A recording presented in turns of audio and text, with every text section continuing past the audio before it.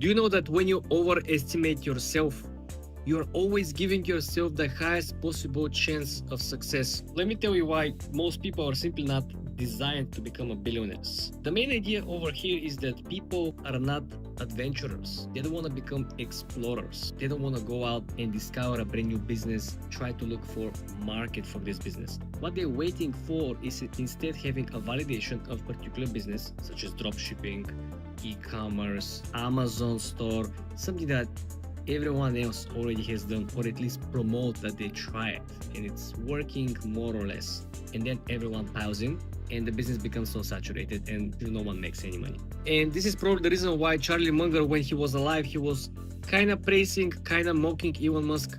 Never underestimate a person who overestimates himself. Right? This was his main categorization for Elon Musk. But he was afraid to bet against Tesla.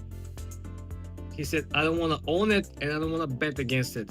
Because he knew that when Elon Musk actually started Tesla and started each of the ventures that sounded pretty crazy, even in Silicon Valley, people thought that the guy is crazy, right? These things cannot be done. The main point was that he overestimated himself every single time. And I just here run the numbers, statistics of one of the most successful people in different domains of life. And I ask for brief summary and comparison between those people. Most of the people who you know today, they overestimate themselves, okay? They simply said they're the best, they have a super skills, they have a super power, they compete in different tournaments as a professional athletes, they compete in different businesses, they compete in different careers and walks of life, and they succeeded. Even though all the odds were stacked against them, most of the people didn't even have a college degree, but they still found careers in area where the college degree usually is a requirement. What this actually means? Being able to utilize self-delusion. You think that you're the best. You think that you know something that other people don't. You know that you can actually persevere failure after failure. Something that a lot of people do not understand. It's a secret of big success, because one of the studies portray an image and results where the people who are taking the biggest risks early on in life were people without sufficient preparation or knowledge. What this means, they didn't know what they're risking. You don't really know what are you risking, and this is why people used to make poor decisions. This is why overestimating yourself only works for people who are really ready to put up the work. You may not have the experience, you may not have the odds stacked in your favor, but you're still able to put up as many efforts, as many tries, as many hours into it over and over again. You are eventually going to win. Because when you try enough times, you're increasing your chances and odds for your success.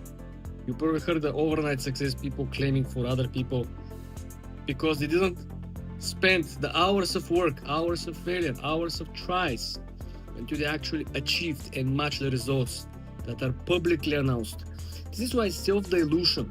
Sitting here, let's say today you want to build some mobile app, you have no coding experience, you have no knowledge, you just watch a couple of tutorials and you learn how to build a mobile app using AI. This is a big achievement. But a lot of people, regardless of how easy you can make building the app process for them, they're not going to take the step because they know they're not coders, they're not engineers, they're not technicians, they're not tech savvy. It's also pretty boring for them. And as a matter of fact, they don't really have anyone who is an engineer. So that's pretty far away from their regular circle of interest. But this is why you have to be self-delusional. You know what? I am going to build a app in my area of interest, which could be whatever, sports, hobbies, and I'm going to build the app like a professional engineer. I'm going to watch tutorials, I'm going to take notes, I'm going to backtest. Even if there is something I cannot do by myself, I'm going to hire somebody to fix this part and I'm going to make the app work perfect. I want to make sure that the app will be better than any other app in the same industry built by engineer. Okay? On the surface, this looks like delusional. how are you gonna find time to do it? It will take you a lot of time, first of all, just to watch the tutorials, then to take notes, then to install the softwares, then to learn the actual schemas, how to connect different platforms, how to actually compute backtest, right? You have to create different accounts. It's a system. It's like learning a completely new language. Most people will say no. They will say no for them, and they will say no for you. You're not going to be able to do it. You're delusional. You think you can do it because it sounds fun, it sounds cute. Every new business idea sounds fun until you actually start working on the business idea.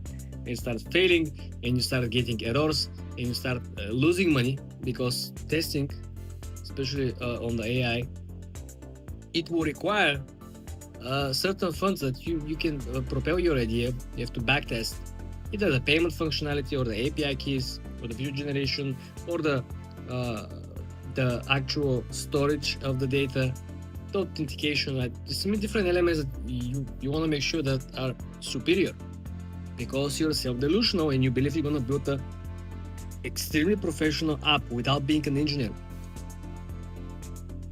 You know what's funny?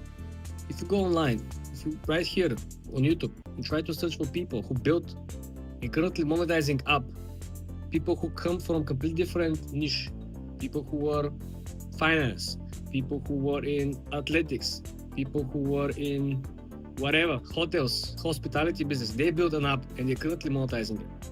Why? Because they were self-delusional.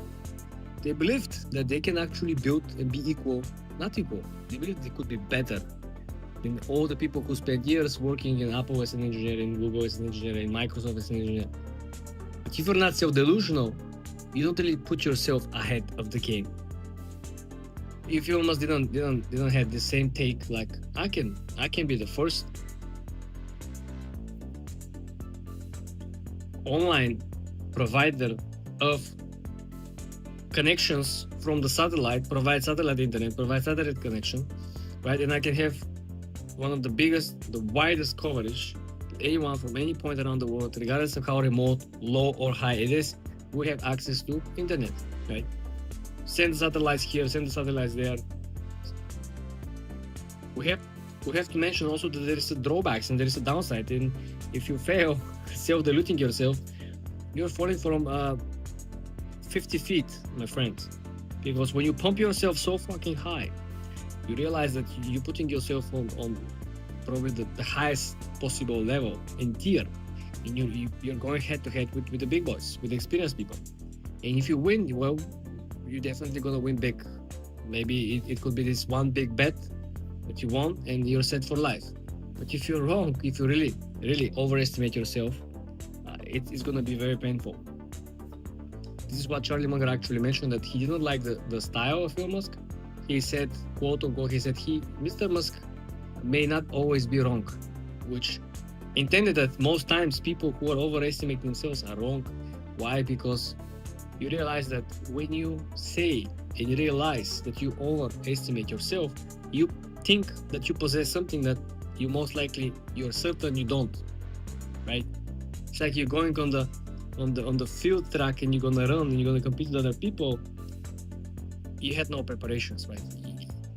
Everyone else is like athlete, they train for like 2, 3, 4 years, and look at them. And this is the moment of self-delusion. You can think that, I am natural born talent. I don't need to train, I don't need to prepare, I can even run with jeans and I'm gonna smoke these people. The self-delusion is a real key of unlocking different results, good or bad, but definitely different. Because I run the same structure of data between people who are realists, people who are pessimists, people who are optimists, and people who are who are over-delusional. So the people who are realists, they have cap results. They are realists, they said, okay, I can achieve up to here and that's it. Nothing above, it's my territory. The pessimists, they're going halfway through, they go even beneath, they always assume that they're going to be last or second to the last. They never achieve anything in life, they usually work, these are the people who are like, find one job after university and they work throughout their entire life in the same job because they think that no one else will hire them. That's why they never quit or leave. And of course, the optimists, like I said, they're doing a little bit better, but still mentally, they kind of put the limits on themselves, not on the achievements. They said, no, my IQ, it's at max. I cannot really even think about something more. That is my place. That's my spot. And the people who are over optimistic, over delusional about themselves, about their achievements, these are the people who are actually go beyond and above. And don't think that when they achieve something crazy, they're not surprised. They're surprised from themselves, but they're not showing it. You don't think Elon Musk was surprised when he actually succeeded in shipped Tesla? He was surprised. He was like, damn. You don't think that he was surprised when the actual Falcon, the first Falcon rocket was successfully launched and came back to the Port Canaveral? He was not shocked. He was shocked. He was, oh man, wow, this actually worked. Crazy, right? By 2028, 60% of the people would have lost their jobs. Most of them will most likely live outside the big cities because it will be too expensive for them. Other portion of the world will essentially lose their homes because they will be fired, they will be laid off from their jobs, so they won't be able to pay off their mortgage. Some of the people will be very close to completely paying off their mortgage, but because of the AI revolution, they will not be able to do so. They will move to probably Midwest or Mideast areas of the country where the life is much cheaper, the area, the land, the taxes. The overall cost of living will have matched their overall wealth, which will be decreased substantially. A lot of the companies that are not applying or using AI will lose revenue, will fire even more employees, which will lead to even greater decline of the overall stock market performance. There is no surprise that Warren Buffett sits and Berkshire Hathaway sits in cash. Prior retiring, Warren Buffett said that in the next 10 to 20 years, the stock market will underperform. The great upward cycle that the markets never go down on the long term will simply fail, according to Warren Buffett. And there is no surprise that the big players are really preparing for this. There is no reason for you to not have at least a cautionary alert. You, your friends, your closest relatives, everyone should be ready for this, okay?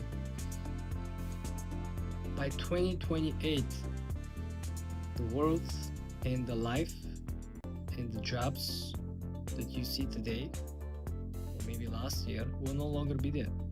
Even today, you can go out and search for your previous colleagues that you work with on different jobs. Where are they now? This very moment, I guarantee you they're not working at the place you know that they used to work. I guarantee you they don't live in the place that they used to live. I guarantee you that they're not happier than before. This is why the path forward, unfortunately, has an only downward trajectory. Why? Because it is a mechanism, and mechanisms are predictable. You probably heard about planned economy, where everything is planned. This is not the way how the economies around the world work. When you have a particular plan which is activated based on particular innovation, cycle, population changes, economic cycles, political cycles, all these elements are changing the history. There was a gold standard at some point, then there was a dollar dominance at some point, then there was a technological revolution at some point. Now we're having the next step, which is AI.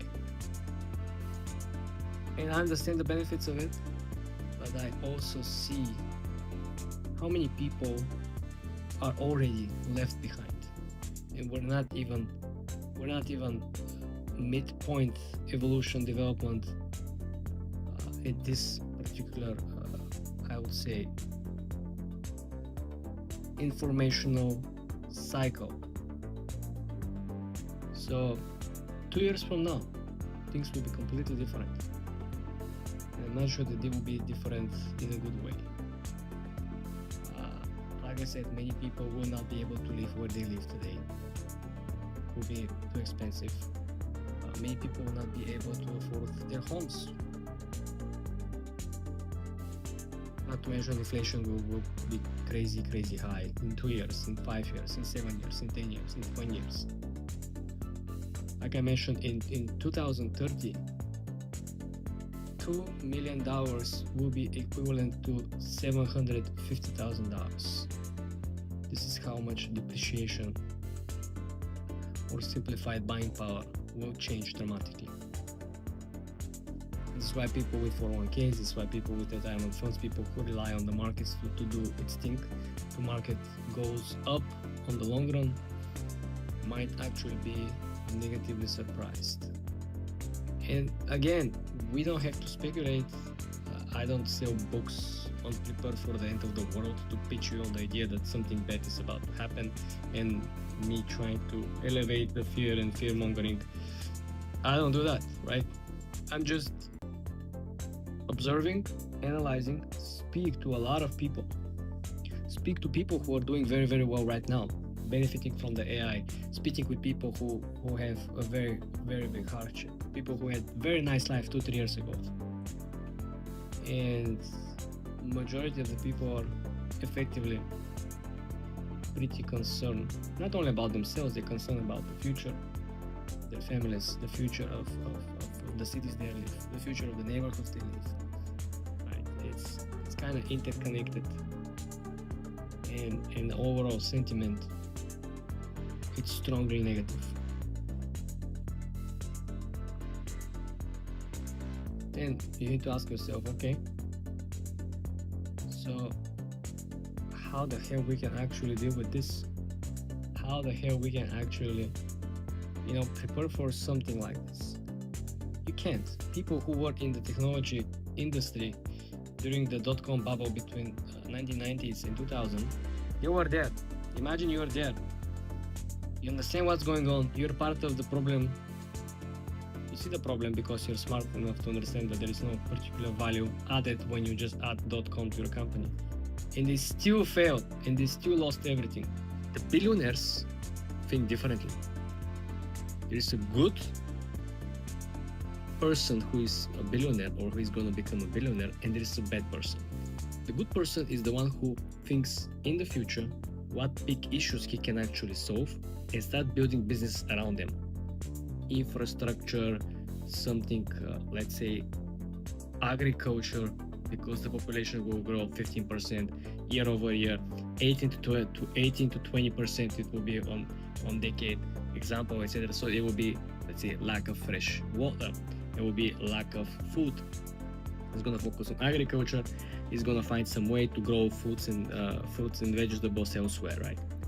The bad billionaires are people who are thinking about what issues are not yet on the surface on Earth. They create these issues, they create these problems, and then they show up with the solutions, and they sell the solutions to the general public. This is why the average person simply cannot become a billionaire. Even people who are winning $1 billion Mega Million jackpot, they don't end up being billionaires. They have to chip in to the government, to the IRS, around $400 million.